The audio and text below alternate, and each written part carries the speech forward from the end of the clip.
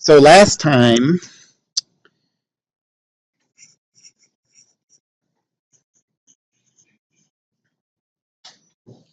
we started this problem where we had two beams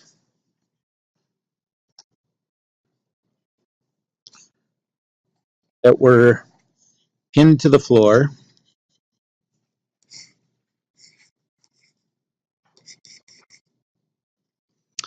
And there was a downward force of 100,000 newtons. That's a lot. And the cross section was like an I-beam. And I didn't give lengths or anything. I just gave an area, and my area wasn't what I wasn't thinking right about that. So let's call the area 0.01 square meters. I said 0.1 square meters. That's a lot. And we calculated that you end up with a compression of 5.78 times 10 to the fourth on each one of these.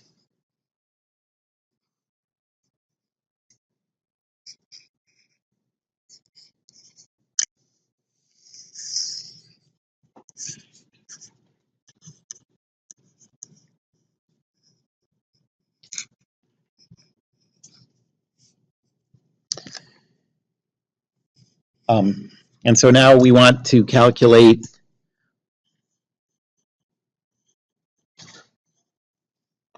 the stress tensor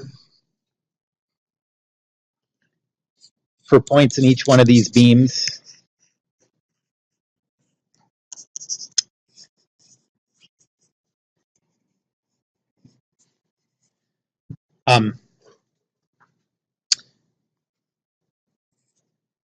And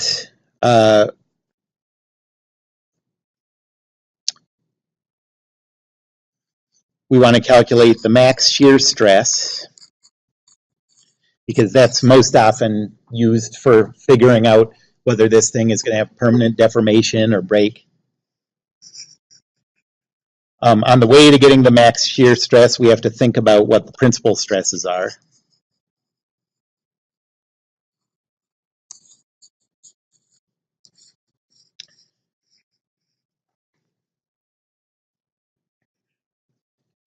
Okay, so since both of these are loaded just the same way, let's just think about one, and let's use a coordinate system with the x-axis going along the loading axis.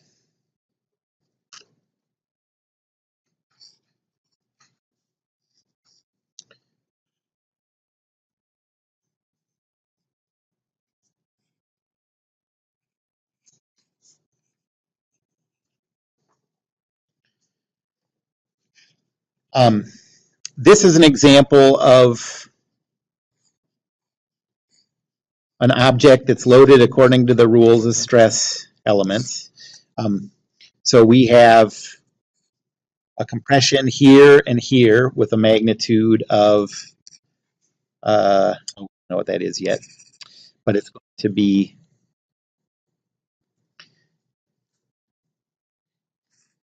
5.78 times 10 to the fourth. Oh, and yeah, I know why I'm confused about that, because I wrote these units wrong. We just calculated the forces.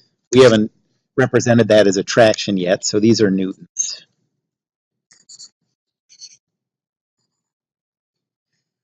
And so the traction is going to be the total force divided by the cross-sectional area. So that's 0.01 meters squared.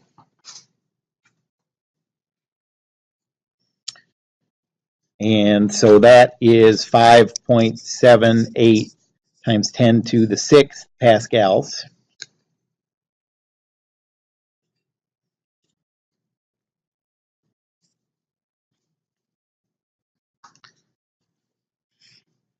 And so stress tensor at this point, since that's just a uniaxial compression, the stress tensor in that green coordinate system is going to be negative 5.78, negative because it's compression, times 10 to the 6, 0, 0, all the rest are zeros.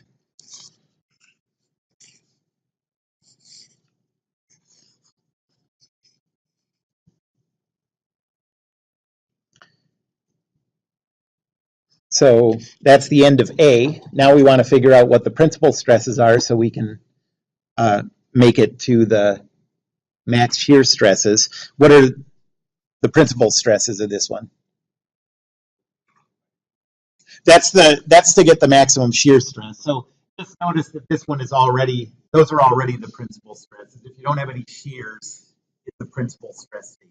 So your three principal stresses are negative 5.78 times 10 to the 6, 0, 0.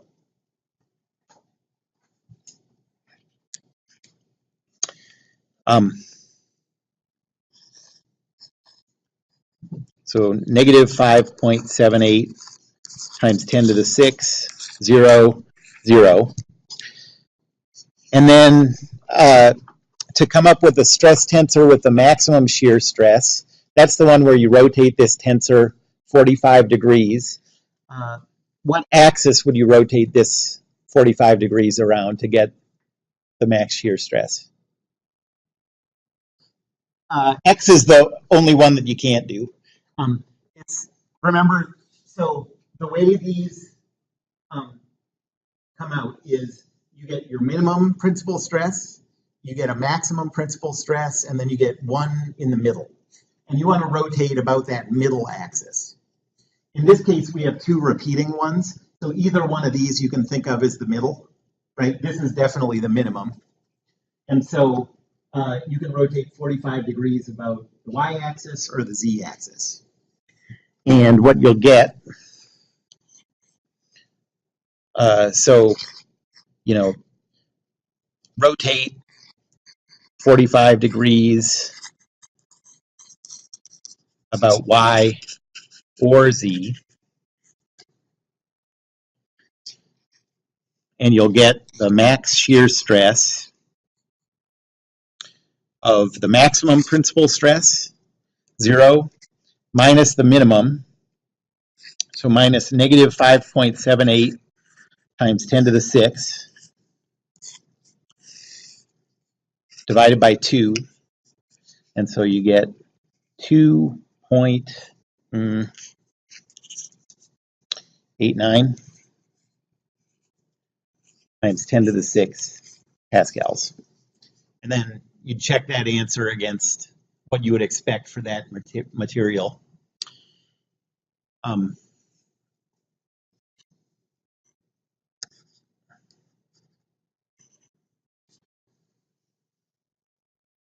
Any questions about that?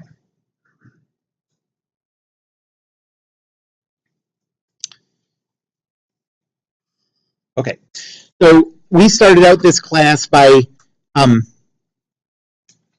all of the relationships between, well, we defined stress, we defined strain, talked about the relationship between them, talked about doing stress transformations to represent stresses in a new coordinate system. And then I said, pretty much the rest of the class, we're going to spend just figuring out for a material, an object, a macroscopic object, under certain loading conditions, how do we know what the stresses are going to be? Okay, so we've done it now for the very simplest case where you can just treat your object as if it is a stress cube, a stress element.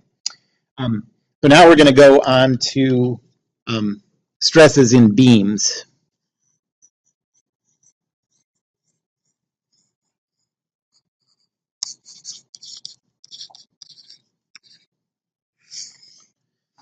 And in general, a beam is not only loaded along its long axis. So we can already do, in a case like this, if you think of this as, you know, this is an I-beam, you think of that as a beam, we've already done some simple calculations, but now what if it was supported here and here and had a load down there? Okay, what would the stresses be as you went across that? That's what we're going to go into now. And before we can do that, we have to talk about calculating the internal loads in beams.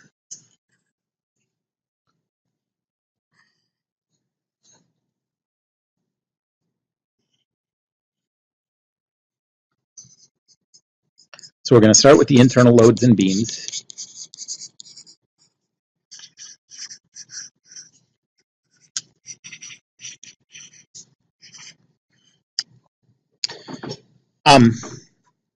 And the motivation for calculating internal loads in beams, I think this is sort of a nice intuitive idea. I think this is the same way I described it in statics.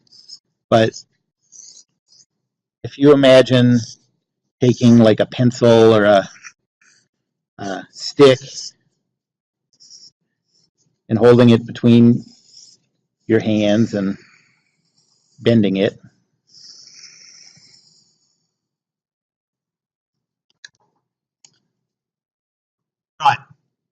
just kidding.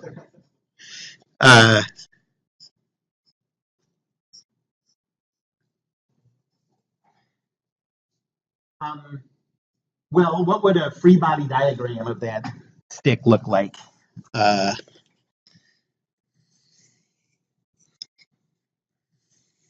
Sort of a simplified one would look something like this. You'd have upward forces here from the thumbs, downward forces here from the fingers. Okay, so the only place that there would be internal loads would be at these four spots. And so your first thought might be, well, this thing is going to, the reason we want to know these external loads is because things are most likely to break where you apply big forces to them. But that's not always the case. And this is an example where it's pretty intuitively clear that those external loads aren't going to tell you where this is going to break. In fact, if you did this, it would break. It could break anywhere. It's equally likely to break anywhere between the two thumbs. But it definitely is not going to break at any of those four places. It's going to be somewhere in the middle here. And so then the next question is, so what is it that makes it break? Yeah. That's right, because those forces are a lot bigger than the weight.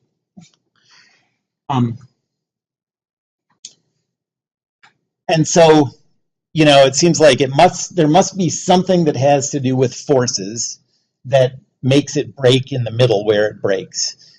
And how would you calculate that? And it turns out that what makes it break are the forces that are applied. So if it breaks right here, the way you could predict that failure is by calculating the loads applied to that point by the surrounding material points, okay? So it's like, as that point is just about to let go, the material around it is hanging on as tight as it can. Those forces are getting really big that they have to apply, and finally they can't withstand it. And so the first thing we're going to do is calculate those internal loads, and then we're going to use those internal loads to calculate the stresses and strains.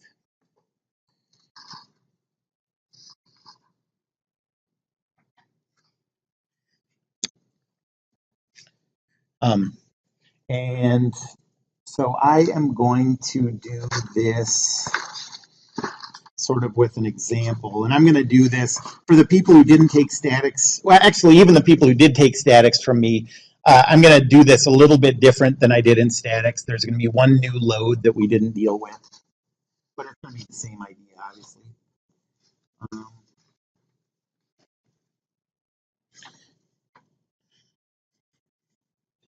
So let's say there's a wall over here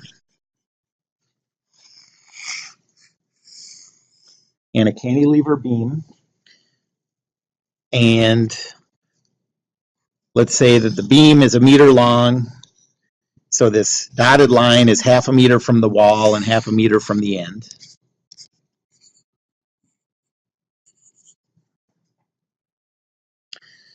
And we're always going to use a coordinate system with the x-axis along the beam's long axis. And let's say there's a compressive force of 1,000 newtons here. And then let's say that there's a torque applied here. Let's say that's 5,000 Newton meters.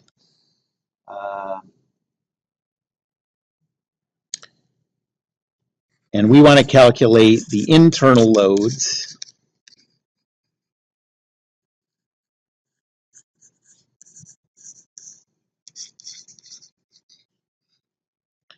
at the dotted line. Okay, so it's easy to picture what that 1,000 Newton force is. This one, I think, probably when you did internal loads, and definitely like in my statics class when we did internal loads, we didn't have torques like this.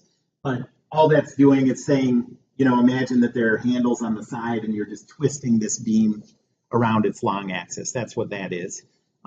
So that this symbol with the two arrowheads means that's a couple.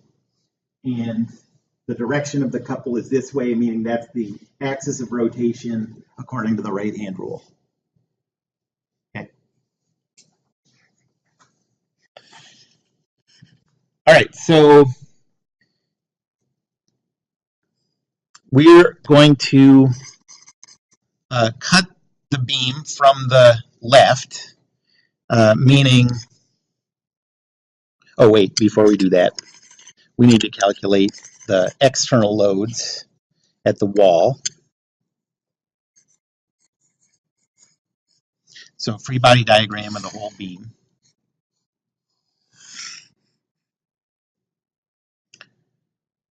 And I guess we can ignore the weight on this one.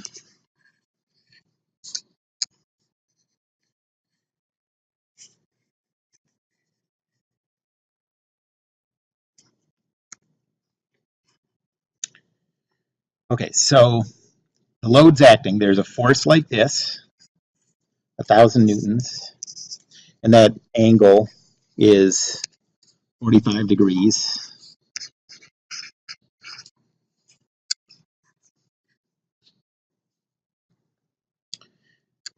And then there's the couple.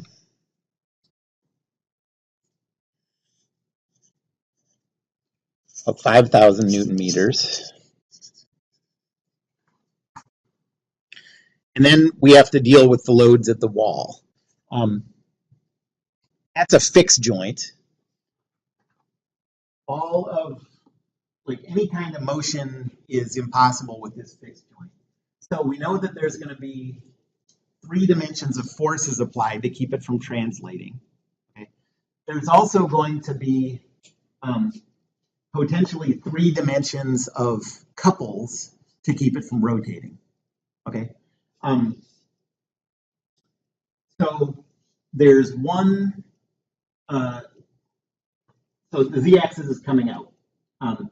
So a couple about the z-axis would be like this, and that's required to keep this 1,000 Newton force from bending it down like this. You know, you have to apply a couple this way to hold it up.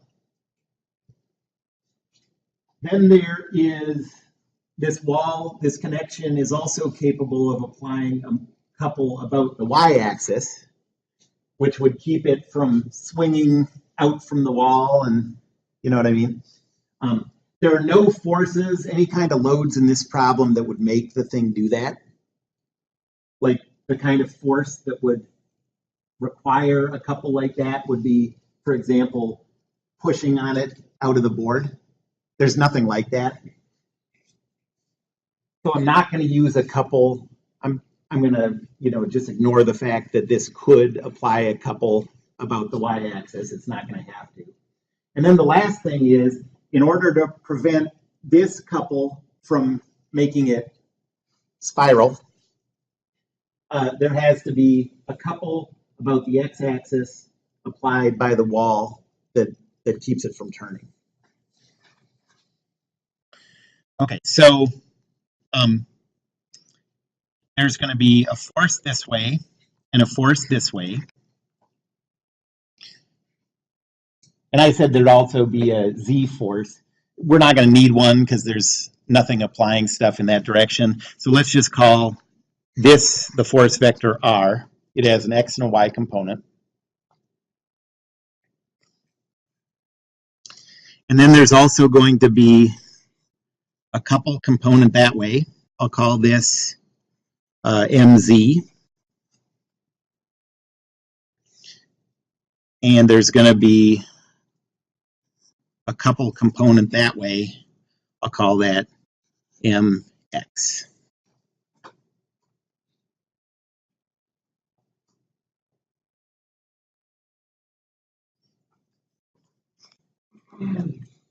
Okay, so Newton's second law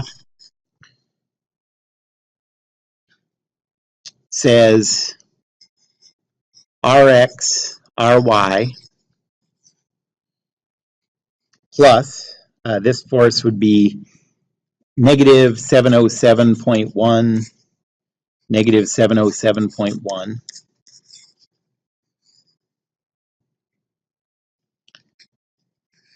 Is equal to 0, 0. So that the action force R has an X component of 707.1 and a Y component of 707.1.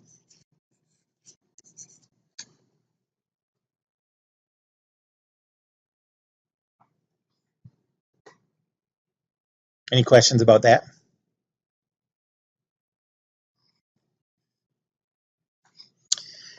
And then the moment equation, I'm going to do this just separately in the X and Y directions. And I'm going to choose this as the about point.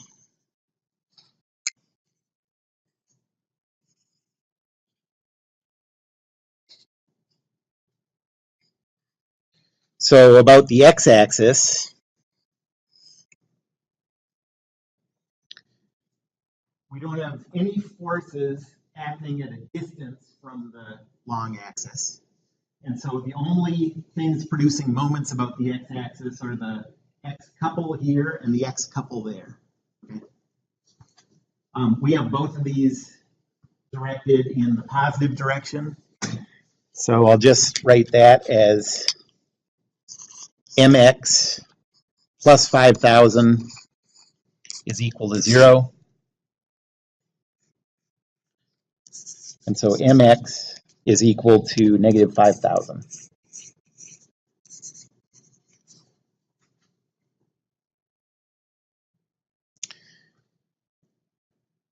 And then the moment equation about the z-axis.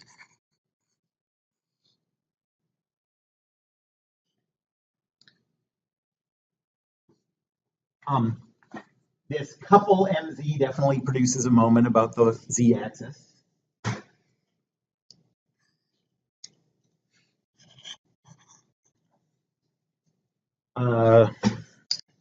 We'll just go through the forces and everything one by one.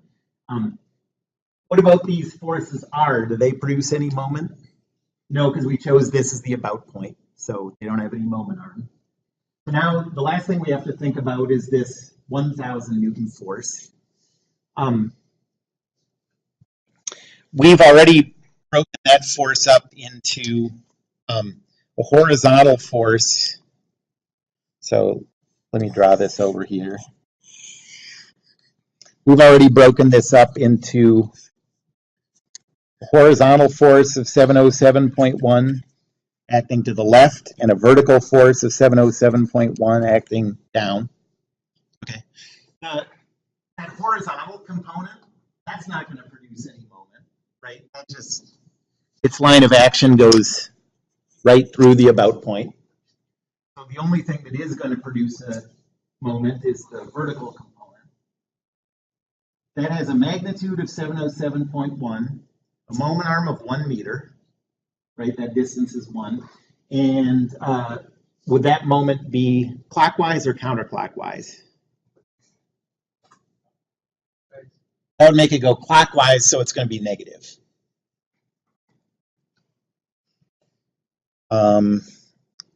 So negative 707.1 is equal to 0. So mz is equal to positive 707.1.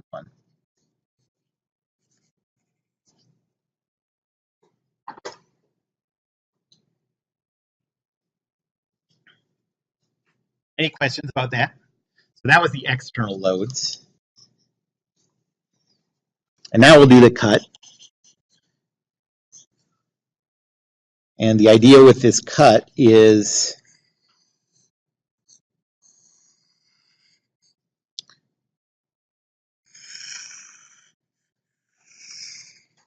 the body that we're going to choose to isolate is going to be just this half of the beam. We're going to ignore that this is here. And so now we're just going to think about the external loads on that black outline. So what do we have? We have a force vector of 707.1, 707.1.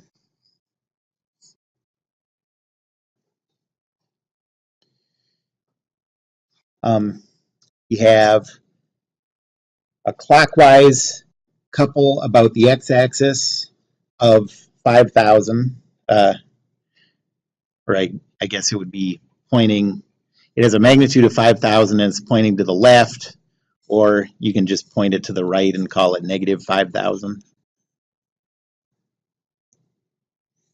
And then about z, it's a counterclockwise moment with a magnitude of 707.1.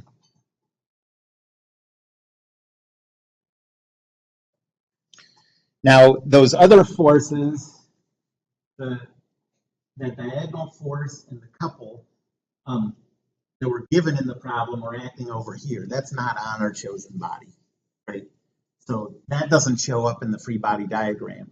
But what we do have to consider is that between the half that we're isolating and the half that we're ignoring, there's a fixed joint, right? I mean, these are both made out of steel or something. And so the material in the part we're ignoring applies up to a full force vector and a full couple vector to the part that we're isolating. So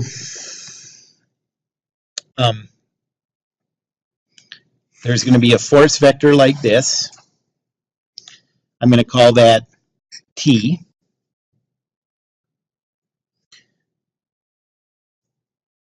That has to be there because we have a horizontal force applied at the left end. There's a vertical component of the force. That has to be there because we have a vertical component at the wall. And I'll say something after this is over about why we would put that down. Then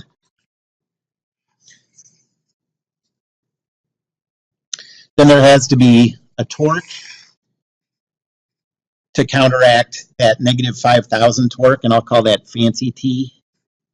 I don't have a better idea. So we have a plain T and a fancy T. And then there has to be a moment, I'll call it M, that counteracts that 707.1 moment.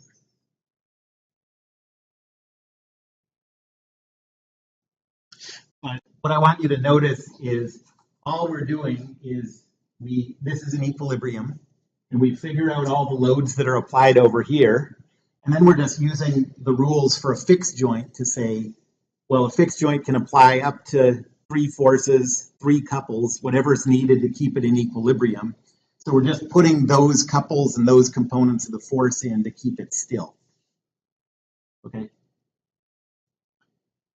That isn't like always super obvious that that's the case because we have this wacky, I mean, really the sign convention looks pretty normal on everything except for that V. But just remember that that V is just serving as the vertical component of the force from that fixed joint. Okay, so now Newton's second law.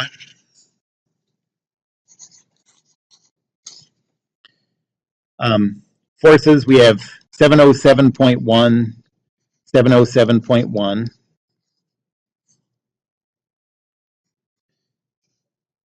This force vector T is just T0.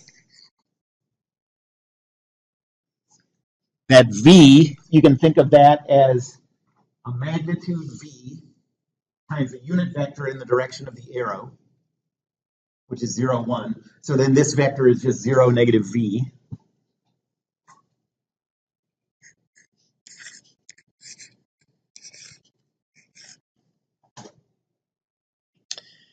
And that's all the forces, so those add up to 0. And from that we get that T is equal to negative 707.1, and V is positive 707.1.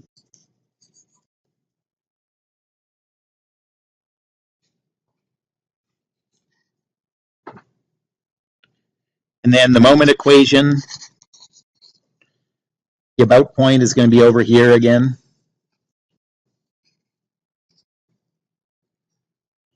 Let's first do the x-axis. So we have the couple of negative 5,000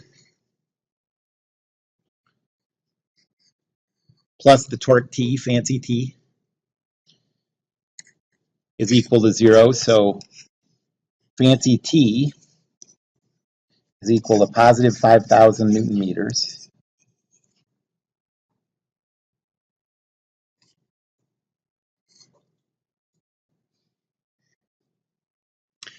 And then the moment equation about the z-axis.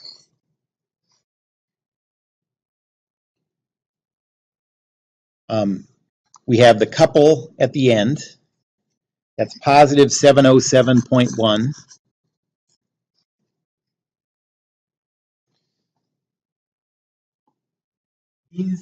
This force vector doesn't produce a moment about the z-axis because it's acting at the about point. This one doesn't because it's about a different axis. So now let's think about the loads over here. Does the plane T, that tension, produce a moment about the red dot? No, because the line of action goes right through it. Does V produce a moment about that? Yeah. What? Oh, yeah. Yes, it does. And the moment arm in this case, so we're assuming that this is, I just took the top right of the place where we want to do this calculation. So this distance is 0.5.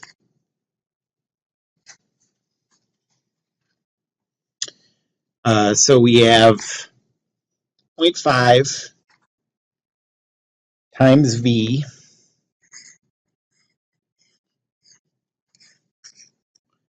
and then would that moment be clockwise or counterclockwise around this point? Clockwise, so it's negative.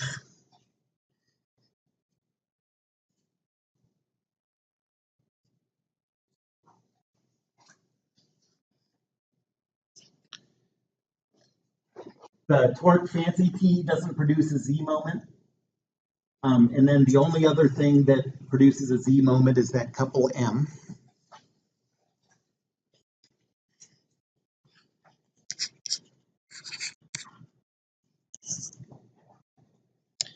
We already know what V is. So I'll plug that in here. And we get that M is equal to negative 707.1 plus half of that, 353.5. And so M is equal to negative 353.5 Newton meters.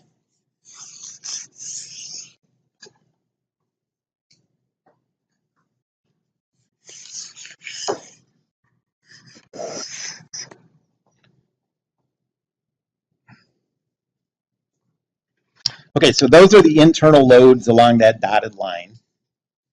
Anybody have any questions about any of that? Yes. Yeah, so that's a good question. And I will say something about that. So the most confusing thing I think about these internal loads is, like, in every class that deals with this kind of stuff, up until internal loads, if we have a fixed joint, we always say, okay, that fixed joint applies a full force vector with a component that way, and a moment, and moments in along whatever axis you need. So why don't we just use the vector direction convention? It just seems like it would make so much more sense. And the reason is, so there's no reason that this has to be the sign convention. That's arbitrary. But we can't just use the vector sign convention anymore. And the reason is, could have just as easily, so we chose to do our cut on the left side, right? We could have just as easily isolated this blue piece, and then we would have had the forces over here, and we would have had internal loads here, and this stuff would have been ignored. But if we did that, the internal loads here would have been the loads applied to the blue piece by the black piece. Okay, the way we did it, we have the loads on the black piece by the blue piece. So obviously that's a Newton's third law thing. All the signs would be flipped. Okay, so if we're trying to come up with a type of loads that represent what's happening at that point, rather than a type of loads that a set of loads that depends on which half you happen to choose to isolate, we need a new sign convention that's going to give the same answer either way. So that's why we had to come up with this new sign convention. And I don't know where the V going down comes from, but our new sign convention is this.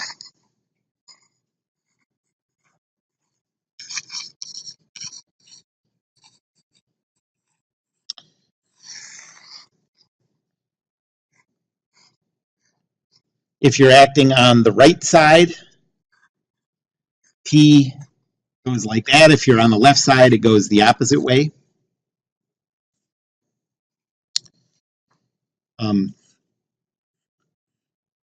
For shear force, if you're on the right side, it's down. If you're on the left side, it's up.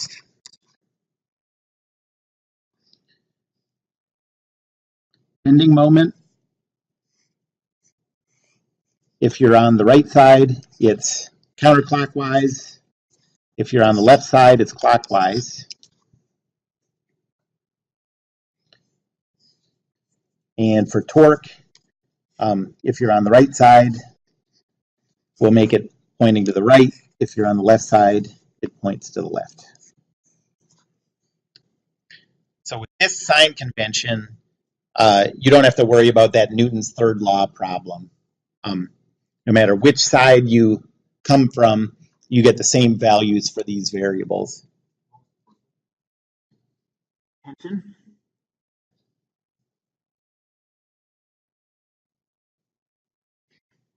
And so none of these three have any physical meaning. It's just a direction thing, but the direction doesn't really mean anything important. This one, whether T comes out positive or negative, determines whether you're in tension or compression. So that's sometimes good to know. So if you ever get a T value that's negative, it means that at that point the material is being compressed.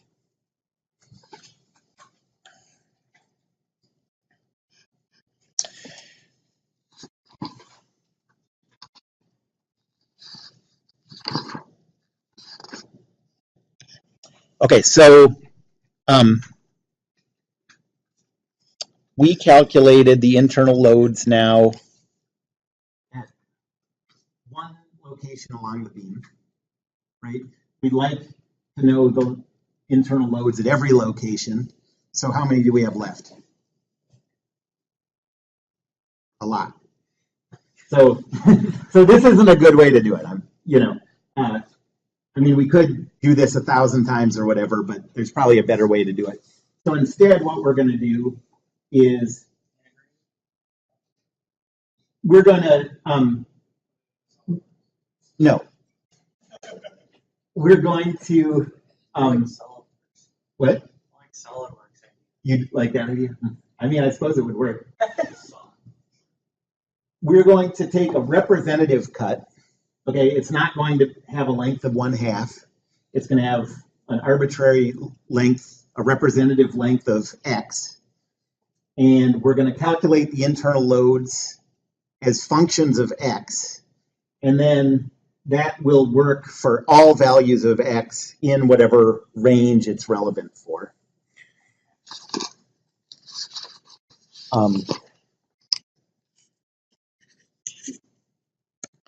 So how do we get the internal loads at the other points in the beam?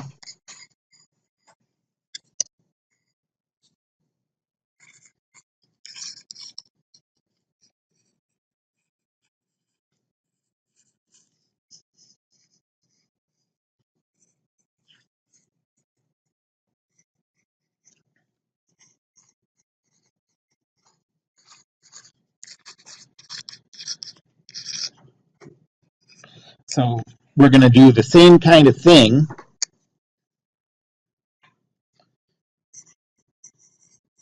Draw a Freebody diagram. And I'm, again, going to ignore all the points over here. But now this is just a representation of, a bunch of different cuts. We're going to call this X. And if this value is X, for any X value between 0 and 1, what we would have in the Freebody diagram is force. Let's see. So we still have our force vector over here of 707.1. 707.1.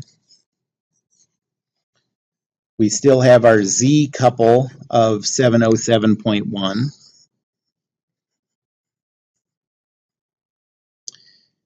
And we have our torque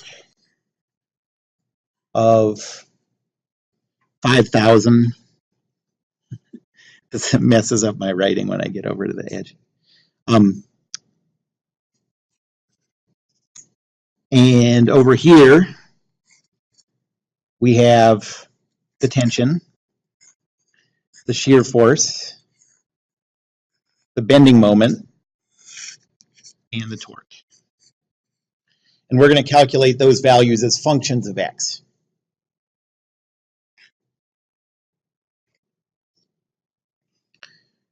Okay, so Newton's second law, we have a force vector of 707.1, 707.1, and then we have the force vector positive T0, and the force vector 0, negative V. Those have to add up to be 0.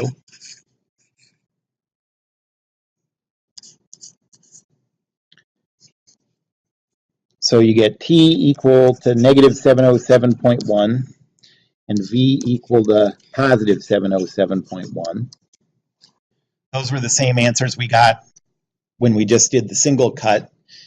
So those don't vary with X. But with the moment, well, with the Z moment, we're going to see that it does. Okay, so we got these. And now the moment equation about the x-axis. Yes, Newton's.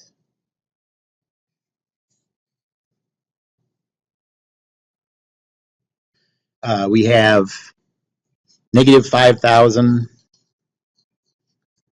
plus fancy t is equal to 0. So fancy t is equal to positive 5,000 Newton meters.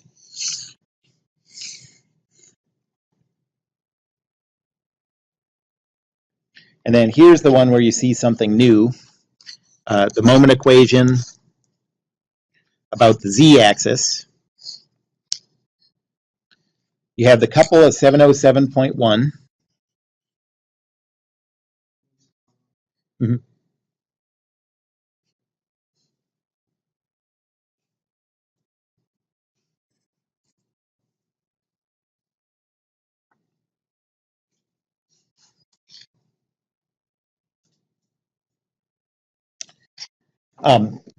This doesn't produce a moment about z.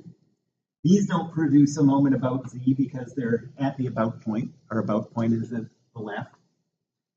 The two t's don't produce moments about z. So all that we have that does is the shear force and the bending moment.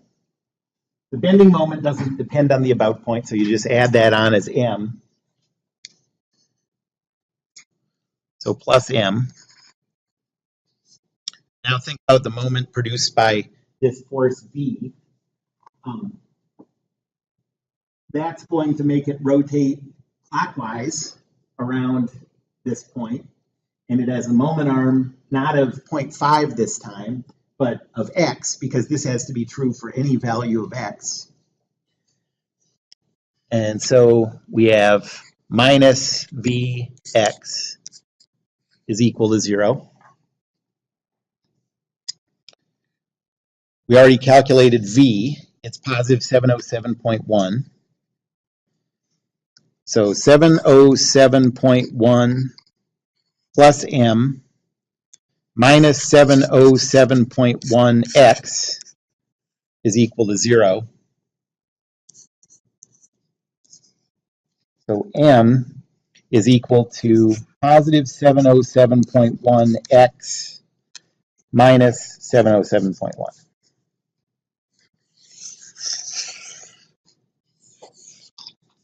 So that one's a function of x. And in general, all of those can be.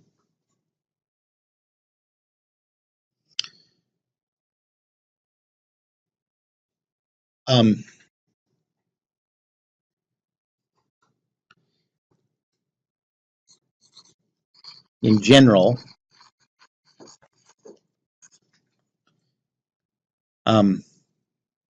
T, V, torque, and m will all be piecewise functions of x.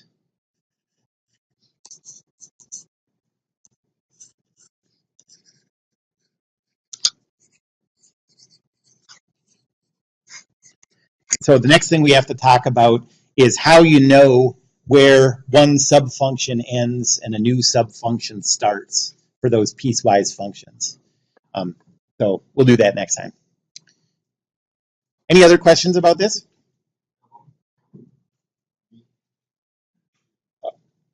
What about it? Oh, that's the shear force, it's called.